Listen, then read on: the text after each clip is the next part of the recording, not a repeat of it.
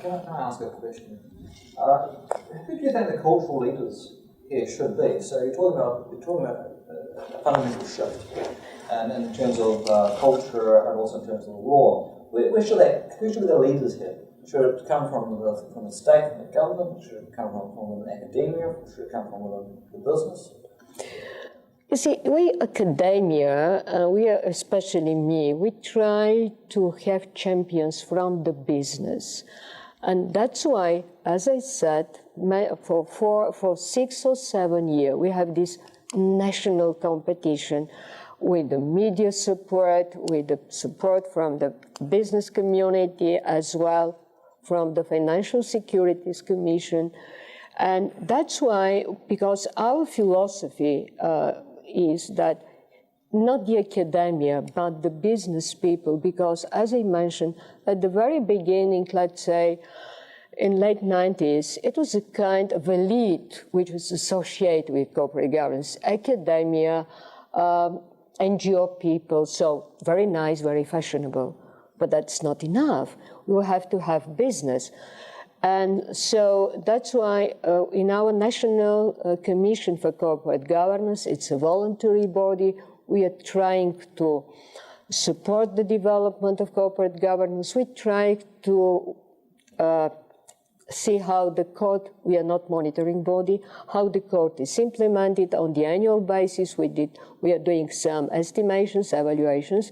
And in the commission, we have business people, we have business leaders. Why? Because we need business leaders to promote, to sell corporate governance, not academia people.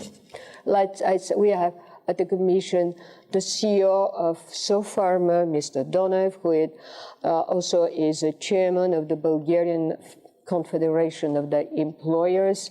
We have people from another big, the CEO of one of the blue chips on the stock exchange. So that's why academia, where we can write books, articles, projects, we can interview them. I'm very glad that I had the chance to work for the business, for the companies, and to learn corporate governance, learning by doing, not doing. So I'm very glad that I got this experience. What about in terms of business education within the university? Tough problem, but here I think I'm using the word again on some page on my colleagues. A few years ago, I tried to meet a prominent American professor teaching corporate governance at Harvard Business School, Professor Roche.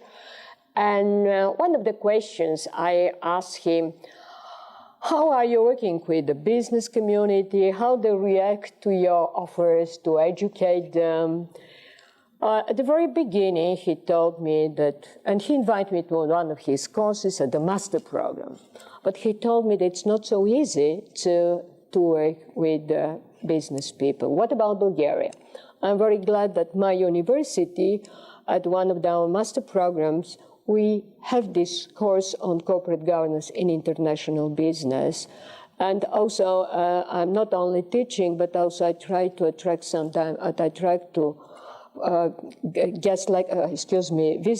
visiting lecturers to share their experience, and it is very useful for my students.